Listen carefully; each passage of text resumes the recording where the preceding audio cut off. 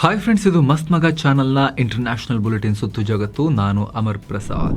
Middle East ಯುದ್ಧದ ನಡುವೆ Russia ಭಾರಿ ದೊಡ್ಡ ಅಣ್ವಸ್ತ್ರ ಸಮರಾಭ್ಯಾಸ ನಡೆಸಿ ಜಗತ್ತಿಗೆ ನಡುಕ ಹುಟ್ಟಿಸೋ ರೀತಿ ವಾರ್ನಿಂಗ್ ಕೊಟ್ಟಿದೆ. ಅತ್ತ ಅಮೆರಿಕದ ದಾಳಿಗೆ ಸುಸ್ತಾಗಿದೆ ಅಂತ ಅನ್ಕೊಂಡಿದ್ದ ಇರಾನ್ ಈಗ ಮತ್ತೆ ಸಿಕ್ಕಾಪಟ್ಟೆ ಫಾಸ್ಟ್ ಆಗಿ ರಷ್ಯಾ ಚೈನಾ ಹೆಲ್ಪ್ ಇಂದ ರಿಕವರ್ ಆಗ್ತಾ ಇದೆ. ಅಮೆರಿಕದ ಉದ್ದೇಶ ಈಡೇರ್ತಾ ಇಲ್ಲ ಅನ್ನೋ ರಿಪೋರ್ಟ್ಸ್ ಕೂಡ ಬರ್ತಾ ಇದೆ ಅಮೆರಿಕದಿಂದಲೇ. ಹಾಗೆ ಯುರೇನಿಯಂ ಕೊಡಲ್ಲ ಅಂತ ಹೇಳಿ ಟ್ರಂಪ್ಗೆ ಇರಾನ್ ಓಪನ್ ಬೆದರಿಕೆ ಹಾಕಿದ್ಯಲ್ಲ, ಅದಕ್ಕೆ ಟ್ರಂಪ್ಗೆ ಸಿಕ್ಕಾಪಟ್ಟೆ ಸಿಟ್ಟು ಬಂದಿದೆ. ಮತ್ತೊಂದ್ ಕಡೆ ಭಾರತದಲ್ಲಿ ಪಿಎಂ ನರೇಂದ್ರ ಮೋದಿ 4 ಗಂಟೆಗೂ ಅಧಿಕ ಮ್ಯಾರಥಾನ್ ಕ್ಯಾಬಿನೆಟ್ ಮೀಟಿಂಗ್ ಮಾಡಿದ್ದಾರೆ. ಇದರ ನಡುವೆ ಟ್ರಂಪ್ ಆಡಳಿತದಲ್ಲಿ ಅಮೆರಿಕದ ವಿದೇಶಾಂಗ ನೀತಿ ಕಂಪ್ಲೀಟ್ ಮೂರಾಬಟ್ಟೆಯಾಗಿದೆ. ದೊಡ್ಡಣ್ಣನ ಕತೆ ಈಗ ಕಣ್ಣಿಲ್ಲದ ಆನೆಯಂತಾಗಿದೆ ಅನ್ನೋ ಆಘಾತಕಾರಿ ರಿಪೋರ್ಟ್ ಹೊರಬಂದಿದೆ. ಎಲ್ಲವನ್ನ ಒನ್ ಬೈ ಒನ್ ಕ್ವಿಕ್ ಆಗಿ ನೋಡ್ತಾ ಹೋಗೋಣ. ಮೊದಲಿಗೆ ರಷ್ಯಾದಿಂದಲೇ ನಾವು ಶುರು ಮಾಡೋಣ. ಯುಕ್ರೇನ್ ಜೊತೆ ಯುದ್ಧದಲ್ಲಿರೋ ರಷ್ಯಾ ದೊಡ್ಡ ಮಟ್ಟದ ನ್ಯೂಕ್ಲಿಯರ್ ಡ್ರಿಲ್ ಅಂದ್ರೆ ಅಣ್ವಸ್ತ್ರ ಅಭ್ಯಾಸ ನಡೆಸಿದೆ. ಯುದ್ಧ ಶುರುವಾದ ಮೇಲೆ ನಡೆದ ಅತಿ ದೊಡ್ಡ ನ್ಯೂಕ್ಲಿಯರ್ ಎಕ್ಸರ್ಸೈಸ್ ಇದು. 3 ದಿನ ನಡೆದ ಈ ಡ್ರಿಲ್ ನ ಫೈನಲ್ ಸ್ಟೇಜ್ ಅನ್ನ ರಷ್ಯಾ ಅಧ್ಯಕ್ಷ ಪುಟಿನ್ ಮತ್ತು ಬೆಲರುಸ್ ಅಧ್ಯಕ್ಷ ಅಲೆಕ್ಸಾಂಡರ್ ಲುಕಶೆಂಕೋ ಒಟ್ಟಿಗೆ ನೋಡಿದ್ದಾರೆ. ಭೂಮಿ, ಸಮುದ್ರ ಮತ್ತು ಆಕಾಶದಿಂದ ನ್ಯೂಕ್ಲಿಯರ್ ದಾಳಿಯನ್ನ ಮಾಡಬಲ್ಲ ಬ್ಯಾಲಿಸ್ಟಿಕ್ ಹೈಪರ್ಸಾನಿಕ್ ಮಿಸೈಲ್ಗಳು, ಸಬ್ಮರೀನ್ ಮತ್ತು ಯುದ್ಧ ನೌಕೆ ಬಾಂಬರ್ಗಳನ್ನ ಬಳಸಿ ರಷ್ಯಾ ತನ್ನ ಪವರ್ ತೋರಿಸಿದೆ. ಜಗತ್ತಿಗೆ ತೋರಿಸೋಕೆ ಅಂತಲೇ ಒಂದು ವಿಡಿಯೋ ಕೂಡ ರಿಲೀಸ್ ಮಾಡಿದ್ದಾರೆ. ಯಾವುದೋ ದಟ್ಟವಾದ ಕಾಡಿನಲ್ಲಿ ಈ ವಿಡಿಯೋ ಶೂಟ್ ಮಾಡಲಾಗಿದೆ. ಆರ್ಕ್ಟಿಕ್ ಮತ್ತು ಪ್ಯಾಸಿಫಿಕ್ ಬೇಸ್ ಗಳಿಂದ ನ್ಯೂಕ್ಲಿಯರ್ ಸಬ್ಮರೀನ್ಗಳು ಮಿಸೈಲ್ ಫೈರ್ ಮಾಡಿರೋದು ಕಾಣಿಸಿದೆ. ಹಾಗೆ ಬೆಲರುಸ್ ನಲ್ಲಿ ಇಟ್ಟಿರೋ ರಷ್ಯಾದ ಟ್ಯಾಕ್ಟಿಕಲ್ ನ್ಯೂಕ್ಲಿಯರ್ ವೆಪನ್ ಲಾಂಚ್ ಮಾಡೋದನ್ನ ಕೂಡ ಈ ಡ್ರಿಲ್ ನಲ್ಲಿ ಪ್ರಾಕ್ಟೀಸ್ ಮಾಡಿದ್ದಾರೆ. ಈ ಆಪರೇಷನ್ ನಲ್ಲಿ 64,000 ಸೈನಿಕರು, 200ಕ್ಕೂ ಅಧಿಕ ಮಿಸೈಲ್ ಲಾಂಚರ್ಸ್, 140ಕ್ಕೂ ಅಧಿಕ ಯುದ್ಧ ವಿಮಾನ, 73 ಯುದ್ಧ ನೌಕೆ ಮತ್ತು 13 ಸಬ್ಮರೀನ್ಗಳು ಪಾಲ್ಗೊಂಡಿದ್ವು. ಇದರಲ್ಲಿ 8 ಸಬ್ಮರೀನ್ಗಳು ನ್ಯೂಕ್ಲಿಯರ್ ದಾಳಿಯ ಕೆಪಾಸಿಟಿ ಹೊಂದಿದ್ವು. ಪಾಶ್ಚಿಮಾತ್ಯ ರಾಷ್ಟ್ರಗಳೊಂದಿಗಿನ ಟೆನ್ಷನ್ ಹಾಗೂ ಯುಕ್ರೇನ್ ನಿಂದ ಆಗ್ತಾ ಇರೋ ಡ್ರೋನ್ ದಾಳಿಗಳ ನಡುವೆ, ಅಂದ್ರೆ ಪ್ರತಿ ದಾಳಿ ಕೂಡ ಅವರು ಕೂಡ ಮಾಡ್ತಾರಲ್ವಾ, ಅದರ ನಡುವೆ ಈ ಡ್ರಿಲ್ ಆಗಿದೆ. ಪರಮಾಣು ಅಸ್ತ್ರಗಳನ್ನ ಬಳಸೋಕೆ ನಮ್ಮ ಪಡೆಗಳು highest level of combat readiness ಅಂದ್ರೆ ಸನ್ನದ್ಧತೆಯಲ್ಲಿವೆ, ತಯಾರಾಗಿವೆ ಅಂತ ರಷ್ಯಾ ಘೋಷಣೆ ಮಾಡಿದೆ. ಒಟ್ಟಾರೆ ನಮ್ಮ ಮೇಲೆ ಯಾರಾದರೂ ದಾಳಿ ಮಾಡಿದ್ರೆ ಅಣ್ವಸ್ತ್ರ ಬಳಸೋಕೆ ನಾವು ಪೂರ್ಣ ಪ್ರಮಾಣದಲ್ಲಿ ತಯಾರು ಅಂತ ಪುಟಿನ್ ಸ್ಟೇಟ್ಮೆಂಟ್ ಕೂಡ ಕೊಟ್ಟಿದ್ದಾರೆ. ಪ್ರಪಂಚದಲ್ಲಿ ಟೆನ್ಷನ್ ಜಾಸ್ತಿ ಆಗ್ತಿದೆ, ಹೀಗಾಗಿ ದೇಶಗಳ ಸಾರ್ವಭೌಮತ್ವ ಮತ್ತು ಪವರ್ ಬ್ಯಾಲೆನ್ಸ್ ಅನ್ನ ಮೇಂಟೈನ್ ಮಾಡೋಕೆ ನ್ಯೂಕ್ಲಿಯರ್ ಪವರ್ ಇಂಪಾರ್ಟೆಂಟ್ ಅನ್ನೋ ಹೇಳಿಕೆ ಕೊಟ್ಟಿದ್ದಾರೆ. ಹಾಗೆ ಡ್ರಿಲ್ ತುಂಬಾ ಸಕ್ಸಸ್ಫುಲ್ ಆಗಿ ನಡೆದಿದೆ ಅಂತಲೂ ಪುಟಿನ್ ಘೋಷಿಸಿದ್ದಾರೆ. ಇದೆಲ್ಲ ಆಗ್ತಿರೋ ಟೈಮ್ನಲ್ಲೂ ಕೂಡ ರಷ್ಯಾ ಮೇಲೆ ಯುಕ್ರೇನ್ ದೊಡ್ಡ ಪ್ರತಿದಾಳಿ ಮಾಡಿದೆ. ರಷ್ಯಾ ವಶಪಡಿಸಿಕೊಂಡಿದ್ದ ಯುಕ್ರೇನ್ನ ಜಾಗಗಳ ಮೇಲೆ ರಷ್ಯನ್ ನೆಲೆಗಳಿದಾವಲ್ಲ, ರಷ್ಯನ್ ಆಕ್ಯುಪೈಡ್ ಪ್ರದೇಶಗಳು, ಅದ್ರ ಮೇಲೆ ದಾಳಿ ಮಾಡಿದೆ. 65 ಸೈನಿಕರನ್ನ ಹೊಡೆದು ಹಾಕಿದೀವಿ ನಾವು ಈ ರೀತಿ ದಾಳಿ ಮಾಡಿ ಅಂತ ಯುಕ್ರೇನ್ ಹೇಳ್ಕೊಂಡಿದೆ. ರಷ್ಯಾದ ಸ್ನಿಜ್ನೆ ನಗರದ ಡ್ರೋನ್ ಟ್ರೈನಿಂಗ್ ಸೆಂಟರ್ ಮೇಲೂ ಕೂಡ ದಾಳಿ ಮಾಡಲಾಗಿದೆ. ಇತ್ತ ಖೆರ್ಸಾನ್ ನಲ್ಲಿರೋ ರಷ್ಯಾದ ಭದ್ರತಾ ಕಚೇರಿ ಮೇಲೂ ಕೂಡ ದಾಳಿಯಾಗಿದೆ. 100ಕ್ಕೂ ಅಧಿಕ ಸಾವು ನೋವುಗಳು ಆಗಿದೆ ಅಂತ ಯುಕ್ರೇನ್ ಅಧ್ಯಕ್ಷ ಜೆಲೆನ್ಸ್ಕಿ ಹೇಳಿದ್ದಾರೆ. ಮತ್ತೊಂದು ಕಡೆ ಬೆಲರುಸ್ ಗಡಿಯಲ್ಲಿ ಯುಕ್ರೇನ್ ತೀವ್ರ ಕಟ್ಟೆಚ್ಚರ ವಹಿಸಿದೆ. ಬೆಲರುಸ್ ಮೂಲಕ ರಷ್ಯಾ ಹೊಸ ದಾಳಿ ನಡೆಸುವ ಭೀತಿ ಎದುರಾಗಿದೆ. ಹೀಗಾಗಿ ಉತ್ತರ ಭಾಗದ ಗಡಿಯಲ್ಲಿ ಯುಕ್ರೇನ್ ಸೇನಾ ಭದ್ರತೆಯನ್ನ ಹೆಚ್ಚು ಮಾಡಿಕೊಳ್ತಿದೆ. ಅತ್ತ ಯುಕ್ರೇನ್ಗೆ ಅಮೆರಿಕ ಶಸ್ತ್ರಾಸ್ತ್ರ ಕೊಡೋದನ್ನ ಕೂಡ ಕಂಟಿನ್ಯೂ ಮಾಡಿದೆ. ಹೊಸದಾಗಿ ಯುಕ್ರೇನ್ಗೆ $108.1 ಮಿಲಿಯನ್ ಮೌಲ್ಯದ ಮಿಸೈಲ್ ಸೇರಿ ಇತರ ಆಯುಧಗಳ ಮಾರಾಟಕ್ಕೆ ಅಮೆರಿಕ ಒಪ್ಪಿಗೆ ಕೊಟ್ಟಿದೆ. ಅಮೆರಿಕ ಹಾಗೂ ಇಸ್ರೇಲ್ನಿಂದ ದಾಳಿಗೊಳಗಾಗಿದ್ದ ಇರಾನ್ ಈಗ ನಿರೀಕ್ಷೆಗೂ ಮೀರಿ ಫಾಸ್ಟ್ ಆಗಿ ರಿಕವರ್ ಆಗ್ತಾ ಇದೆ.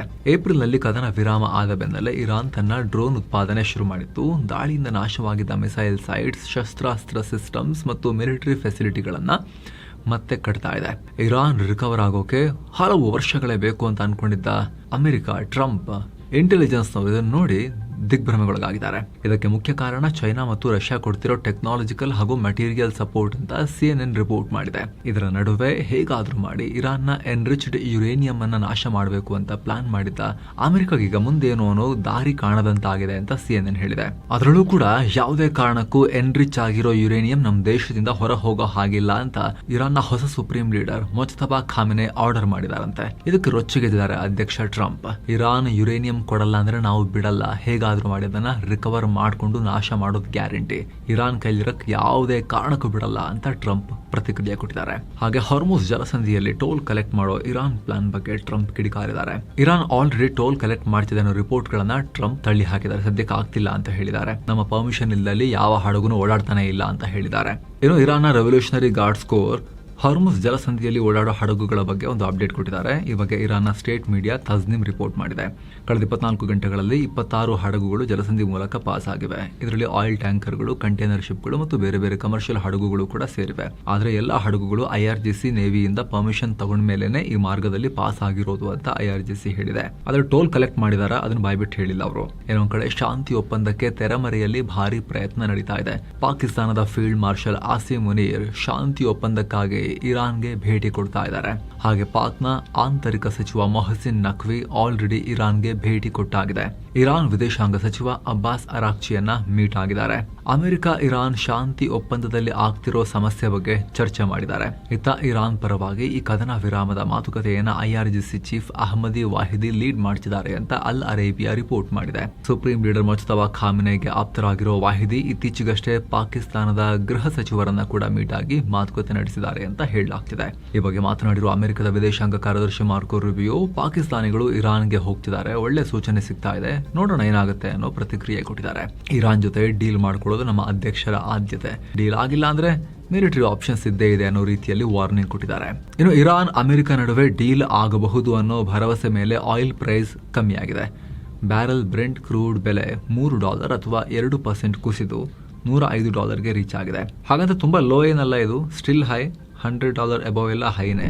ಏನೋ ವಿಶ್ವದ ದೊಡ್ಡಣ್ಣ ಅಮೆರಿಕದ ವಿದೇಶಾಂಗ ನೀತಿ ಕಂಪ್ಲೀಟ್ ಆಗಿ ಹಳಿ ತಪ್ಪಿದೆ. ಟ್ರಂಪ್ ಆಡಳಿತ ಕಣ್ಣೇ ಇಲ್ಲದ ಆನೆಯಂತಾಗಿದೆ ಅಂತ ರಾಯ್ಟರ್ಸ್ ರಿಪೋರ್ಟ್ ಮಾಡಿದೆ. ಹೆಂಗೆ ನೋಡಿ ಎಕ್ಸ್ಪ್ಲೇನ್ ಮಾಡ್ತೀವಿ. ಹಲವಾರು ವಿಚಾರ ಇದೆ. ಮೊದಲನೇದಾಗಿ ಟ್ರಂಪ್ರ ಏಕಪಕ್ಷೀಯ ನಿರ್ಧಾರಗಳು, ಅದರಿಂದ ಅಮೆರಿಕದ ಅಸ್ತಿತ್ವ ಅಲುಗಾಡ್ತಾ ಇದೆ. ಇದಕ್ಕೆ ಬೆಸ್ಟ್ ಎಕ್ಸಾಂಪಲ್ ಅಂದ್ರೆ ಟ್ರಂಪ್ ಇರಾನ್ನ ಇಡೀ ನಾಗರಿಕತೆ ಇವತ್ತು ರಾತ್ರಿ ನಾಶ ಆಗುತ್ತೆ ಅಂತ ಹೇಳಿ ವಾರ್ನಿಂಗ್ ಕೊಟ್ಟು ಪೋಸ್ಟ್ ಹಾಕಿದ್ರು. ಇದು ನ್ಯೂಕ್ಲಿಯರ್ ದಾಳಿ ಅಂತ ಹೇಳಿ ಅಮೆರಿಕದ ಮಿತ್ರರು ಕೂಡ ಹೆದರ್ಬಿಟ್ರು. ಕೂಡಲೇ ಅಮೆರಿಕದ ಸ್ಟೇಟ್ ಡಿಪಾರ್ಟ್ಮೆಂಟ್ಗೆ ಕಾಲ್ ಮಾಡಿ, ರಾಯಭಾರಿಗಳನ್ನೆಲ್ಲ ಕಾಲ್ ಮಾಡಿ ಕೇಳಿದ್ರು ಏನ್ ಮಾಡಕ್ ಹೊರಟಿದ್ದಾರೆ ಟ್ರಂಪ್ ಅಂತ. ಆದ್ರೆ ಅಧ್ಯಕ್ಷ ಏನ್ ಮಾತಾಡ್ತಿದ್ದಾರೆ ಅಂತ ಹೇಳಿ ಅವರ ವಿದೇಶಾಂಗ ಇಲಾಖೆಗೆ ಗೊತ್ತಿರಲಿಲ್ಲ, ಸ್ಟೇಟ್ ಡಿಪಾರ್ಟ್ಮೆಂಟ್ಗೆ ಗೊತ್ತಿಲ್ಲ, ರಾಯಭಾರಿಗಳಿಗೆ ಗೊತ್ತಿಲ್ಲ, ಯಾರಿಗೂ ಗೊತ್ತಿಲ್ಲ, ನಮಗೂ ಗೊತ್ತಿಲ್ಲ ಏನ್ ಹೇಳ್ತಿದ್ದಾರೆ ಅಂತ ಹೇಳಿ ಪ್ರತಿಕ್ರಿಯೆ ಕೊಟ್ಟಿದ್ದಾರೆ ಅವರೆಲ್ಲ. ಜೊತೆಗೆ ಜಗತ್ತಿನಾದ್ಯಂತ ವಿದೇಶಾಂಗ ಇಲಾಖೆಯಲ್ಲಿ ಕೆಲಸ ಮಾಡ್ತಿರೋ ಸಿಬ್ಬಂದಿಯ ಜಾಬ್ಸ್ ಎಲ್ಲ ಕಟ್ ಮಾಡ್ತಿದ್ದಾರೆ ಟ್ರಂಪ್. ಸಿಬ್ಬಂದಿನ ವಾಪಸ್ ಕರ್ಸ್ಕೊಂಡು ಖಾಲಿ ಬಿಡ್ತಾ ಇದ್ದಾರೆ ಹುದ್ದೆನ. ಎಂಗೇಜ್ಮೆಂಟ್ ಹೇಗೆ ಜಗತ್ತಿನೊಂದಿಗೆ ಅಮೆರಿಕದ್ದು? ಅಮೆರಿಕವನ್ನ ಜಗತ್ತು ಅರ್ಥ ಮಾಡ್ಕೊಳ್ಳೋದು ಹೇಗೆ? ಜಗತ್ತನ್ನ ಅಮೆರಿಕ ಅರ್ಥ ಮಾಡ್ಕೊಳ್ಳೋದು ಹೇಗೆ? ವಿದೇಶಾಂಗ ಇಲಾಖೆಯಲ್ಲೆಲ್ಲ ಹುದ್ದೆ ಖಾಲಿ ಮಾಡಿದ್ರೆ ಅವರು 195 ಅಮೆರಿಕನ್ ರಾಯಭಾರ ಹುದ್ದೆಗಳಲ್ಲಿ 109 ಪೋಸ್ಟ್ಗಳು, ಅಂಬಾಸಿಡರ್ ಪೋಸ್ಟ್ಗಳು ಖಾಲಿ ಇಟ್ಕೊಂಡಿದ್ದಾರೆ ಟ್ರಂಪ್. ಯುದ್ಧ ಪೀಡಿತ ಇರಾನ್ ಸುತ್ತಮುತ್ತಲ 5 ರಾಷ್ಟ್ರಗಳಲ್ಲೂ ಅಮೆರಿಕನ್ ಅಧಿಕಾರಿಗಳಿಲ್ಲ. ಇತ್ತ ಪ್ರಾಜೆಕ್ಟ್ 2025 ಪ್ಲಾನ್ ಅಡಿಯಲ್ಲಿ 3,000 ಸಿಬ್ಬಂದಿಯನ್ನ ವಜಾ ಮಾಡಿರೋ ಟ್ರಂಪ್ ಸರ್ಕಾರ 30 ರಾಯಭಾರಿಗಳನ್ನ ದಿಢೀರ್ ವಾಪಸ್ ಕರೆಸ್ಕೊಂಡಿದೆ. ನ್ಯಾಷನಲ್ ಸೆಕ್ಯೂರಿಟಿ ಕೌನ್ಸಿಲ್ ಸಿಬ್ಬಂದಿ ಕಟ್ ಮಾಡಿದ್ದಾರೆ. ಅಧಿಕಾರಿಗಳು ಟ್ರಂಪ್ರ ಸೋಷಿಯಲ್ ಮೀಡಿಯಾ ಪೋಸ್ಟ್ ನೋಡಿ ನಿರ್ಧಾರ ತಗೊಳ್ಳೋ ಪರಿಸ್ಥಿತಿಗೆ ಬಂದಿದ್ದಾರೆ. ಈಗ ಮೊದಲೆಲ್ಲ 74% ಇರ್ತಾ ಇದ್ದ ವೃತ್ತಿಪರ ಡಿಪ್ಲೊಮ್ಯಾಟ್ಗಳ ಸಂಖ್ಯೆ ಈಗ ಅವರಿಗೆ 9% ಇಳಿದಿದೆ. ಇಲಾಖೆ ತುಂಬಾ ಟ್ರಂಪ್ ಬೆಂಬಲಿಗರನ್ನ, ಎಕ್ಸ್ಪರ್ಟ್ ಅಲ್ಲದೆ ಇರೋರ್ನೆಲ್ಲ ತುಂಬಿಕೊಂಡಿದ್ದಾರೆ. ಇರಾನ್ ಜೊತೆ ಅಣು ಮಾತುಕತೆಗೆ ಹೋದಾಗ ಅಲ್ಲಿ ಅಣು ತಜ್ಞರೇ ಇರಲಿಲ್ಲ. ಅವ್ರ ಅಳಿಯ ಸ್ಟೀವ್ ವಿಟ್ಕಾಫ್ ಇಂಥವ್ರನ್ನ ಕಳಿಸ್ತಾ ಇದ್ದಾರೆ. ನ್ಯೂಕ್ಲಿಯರ್ ಎಕ್ಸ್ಪರ್ಟ್ಸೇ ಯಾರು ಇರಲಿಲ್ಲ ನ್ಯೂಕ್ಲಿಯರ್ ಬಗ್ಗೆ ಮಾತಾಡಕ್ ಹೋದಾಗ ಅನ್ನೋ ಶಾಕಿಂಗ್ ವಿಚಾರ ಕೂಡ ಹೊರಬಂದಿದೆ. ಇನ್ನು ಗುರುವಾರ ರಾತ್ರಿವರೆಗೂ ಕೂಡ PM ಮೋದಿ ನೇತೃತ್ವದಲ್ಲಿ ಕೇಂದ್ರ ಸಚಿವ ಸಂಪುಟ ಮೀಟಿಂಗ್ ನಡೀತಲ್ಲ, ಅದರ ಬಗ್ಗೆ ಒಂದಷ್ಟು ಮಾಹಿತಿ ಬರ್ತಾ ಇದೆ. 4.5 ಗಂಟೆ ಕಾಲ ನಡೆದ ಈ ಮೀಟಿಂಗ್ ನಲ್ಲಿ ಮಿಡಲ್ ಈಸ್ಟ್ ನ ವಾರ್ ನ ಎಫೆಕ್ಟ್ ಬಗ್ಗೆ ಮುಖ್ಯವಾಗಿ ಚರ್ಚೆ ಮಾಡಲಾಗಿದೆ. ಈ ಸಂಘರ್ಷದಿಂದಾಗಿ ಭಾರತ ಸೇರಿ ಜಾಗತಿಕವಾಗಿ ತೈಲ ಬಿಕ್ಕಟ್ಟು ಉಂಟಾಗಿದೆ. ಹೀಗಾಗಿ ಇದರಿಂದ ಹೊರಬರೋದು ಹೇಗೆ ಅನ್ನೋ ಬಗ್ಗೆ ಮುಖ್ಯವಾಗಿ ಚರ್ಚೆಯಾಗಿದೆ. ಪರ್ಯಾಯ ಇಂಧನ ಮೂಲಗಳ ಬಳಕೆಗೆ ಹೆಚ್ಚಿನ ಒತ್ತು ಕೊಡಿ ಅಂತ ಮೋದಿ ಸಂಪುಟ ಸಹೋದ್ಯೋಗಿಗಳಿಗೆ ಸಲಹೆ ಕೊಟ್ಟಿದ್ದಾರೆ. ಅಂದ್ರೆ LPG ಬದಲಿಗೆ ಅಡುಗೆಗೆ ಬಯೋಗ್ಯಾಸ್ ಬಳಸೋ ಬಗ್ಗೆ ಚಿಂತನೆ ನಡೆಸಿ ಅಗತ್ಯ ಕ್ರಮಗಳನ್ನ ತಗೋಬೇಕು ಅಂತ. ಹಾಗೆ ವಿಕಸಿತ ಭಾರತ 2047 ಅದು ಕೇವಲ ಸ್ಲೋಗನ್ ಅಲ್ಲ, ಅದು ಕಮಿಟ್ಮೆಂಟ್ ಆಗಿರಬೇಕು. ಅದನ್ನ ಮೈಂಡ್ ಅಲ್ಲಿ ಇಟ್ಕೊಂಡು ಅದಕ್ಕೆ ತಕ್ಕಂತೆ ಬೇಗ ಕೆಲಸ ಮಾಡಿ ಅಂತ ಸಚಿವರಿಗೆ PM ಹೇಳಿದ್ದಾರೆ. ಜನರ ಲೈಫ್ ಅನ್ನ ಈಸಿ ಮಾಡೋ ನಿಟ್ಟಿನಲ್ಲಿ ಹೊಸ ಸುಧಾರಣೆಗಳನ್ನ ತರೋಕು ಕೂಡ ಸೂಚನೆ ಕೊಟ್ಟಿದ್ದಾರೆ. ಇನ್ನು ಈ ಮೀಟಿಂಗ್ ನಲ್ಲಿ ವಿವಿಧ ಸಚಿವಾಲಯಗಳ ಪರ್ಫಾರ್ಮೆನ್ಸ್ ಬಗ್ಗೆ ಚರ್ಚೆ ಮಾಡಲಾಗಿದೆ. ಹಾಗೆ ಅತ್ಯುತ್ತಮ ಹಾಗೂ ಕಳಪೆ ಸಾಧನೆ ಮಾಡಿದ ತಲಾ 5 ಸಚಿವಾಲಯಗಳನ್ನ ಕೂಡ ಪಟ್ಟಿ ಮಾಡಲಾಗಿದೆ. ಇದೇ ಮುಂದಿನ ಜೂನ್ 9ನೇ ತಾರೀಕು NDA ಸರ್ಕಾರದ 3ನೇ ಅವಧಿಯ 2 ವರ್ಷ ಪೂರೈಸುತ್ತೆ. ಹೀಗಾಗಿ ರಿಫಾರ್ಮ್, ಪರ್ಫಾರ್ಮ್, ಟ್ರಾನ್ಸ್ಫಾರ್ಮ್, ಇನ್ಫಾರ್ಮ್ ಮಂತ್ರವನ್ನ ಪಾಲಿಸಲೇಬೇಕು ಅಂತ ಪ್ರಧಾನಿ ಸಂಪುಟದ ಸಹೋದ್ಯೋಗಿಗಳಿಗೆ ಕರೆ ಕೊಟ್ಟಿದ್ದಾರೆ. ಈ ಮೀಟಿಂಗ್ ಬಗ್ಗೆ ಮೋದಿ ಕೂಡ ಪೋಸ್ಟ್ ಹಾಕಿದ್ದಾರೆ. ಇದೊಂದು ಫ್ರೂಟ್ಫುಲ್ ಡಿಸ್ಕಷನ್, ಅಂದ್ರೆ ಫಲಪ್ರದವಾದ ಮೀಟಿಂಗ್ ಆಗಿತ್ತು. ವಿಕಸಿತ ಭಾರತದ ಕನಸು ನನಸಾಗಿಸೋಕೆ ಅಗತ್ಯ ಇರೋ ಸುಧಾರಣೆಗಳ ಬಗ್ಗೆ ಚರ್ಚೆ ಮಾಡಲಾಯಿತು ಅಂತ ಹೇಳಿದ್ದಾರೆ. ಇನ್ನು ಸ್ನೇಹಿತರೆ, ಕಾಶಿ, ಅಯೋಧ್ಯೆ, ತ್ರಿವೇಣಿ ಸಂಗಮ, ಗಯಾ, ಬೋಧ್ ಗಯಾ ಸೇರಿ ಎಲ್ಲಾ ಕ್ಷೇತ್ರಗಳಿಗೆ ಯಾತ್ರೆ ಹೋಗುವ ಆಸಕ್ತಿ ನಿಮಗಿದ್ರೆ 7 ಸ್ಯಾಂಡ್ಸ್ನವರು ಕರ್ಕೊಂಡು ಹೋಗ್ತಾ ಇದ್ದಾರೆ. All inclusive package. ಹಿರಿಯ ನಾಗರಿಕರಿದ್ರೆ ಸ್ಪೆಷಲ್ ಕೇರ್ ಇರುತ್ತೆ. ಕನ್ನಡ ಟೂರ್ ಮ್ಯಾನೇಜರ್ ಯಾತ್ರೆಯುದ್ದಕ್ಕೂ ನಿಮ್ಮೊಂದಿಗಿರ್ತಾರೆ. ಆಸಕ್ತರು ಕಾಲ್ ಮಾಡಿ ಬುಕ್ ಮಾಡಿಕೊಂಡು ಹೋಗಿ ಬರ್ಬೋದು. ಇನ್ನು ಈ ಮೀಟಿಂಗು ಮುನ್ನ ಜಾಗತಿಕ ತೈಲ ಬಿಕ್ಕಟ್ಟಿನ ಬಗ್ಗೆ IEA ವಾರ್ನ್ ಮಾಡಿತ್ತು.